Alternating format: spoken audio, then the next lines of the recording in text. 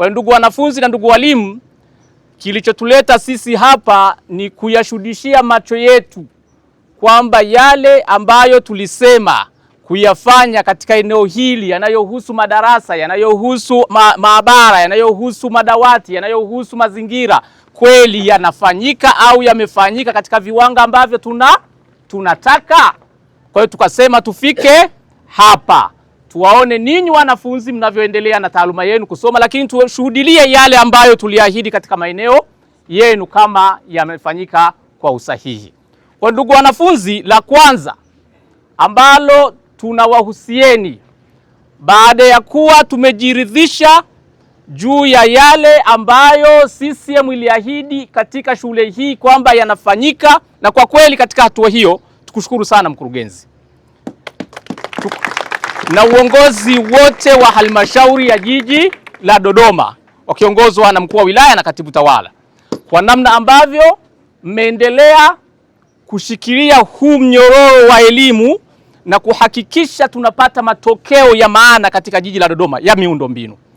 Sasa mmefanya haya kwa utashi wenu, lakini kwa maelekezo ya ilani ya Chama cha Mapinduzi chini ya maelekezo ya Daktari Samia Suluhu Hassan kwamba wanafunzi wa jiji la Dodoma lazima wasome kwenye majengo na madarasa yaliyo bora, lazima wawe na madawati mazuri, lazima wawe na walimu wa kutosheleza, lakini lazima wawe ni wanafunzi wasafi kama mlivyo nyinyi.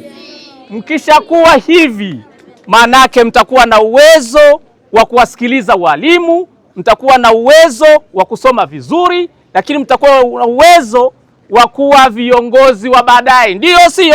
Ndio. Si mnahitaji la kuwa viongozi nyie? Ndio. Sasa ili muwe viongozi lazima muwe mmesoma. Na ili msome lazima mpate mazingira mazuri ya kusomea. Na mazingira mazuri ni yapi? Ni madarasa mazuri pamoja na walimu wenu wazuri hawa na wenye uwezo mkubwa walioko hapa. Walimu oye! Si mnawakubali walimu wenu hawa? Ndio wenye kazi ya kuondoshea ujinga.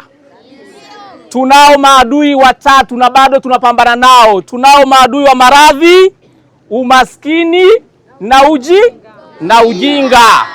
Sasa maradhi na umaskini tiba yake ni maarifa, na maarifa ni elimu mnayoipata ili mpate fedha nyingi, muwe na majengo mazuri, muwe na magorofa, ili muendeshe madege, muwe madaktari, muwe mapolisi, muwe kila mnachotaka kuwa, lazima muwe na maarifa. Ndiyo maana Dr. Samia Suluhu Hassan anawatengenezea mazingira mazuri ya kupata nini? Elimu.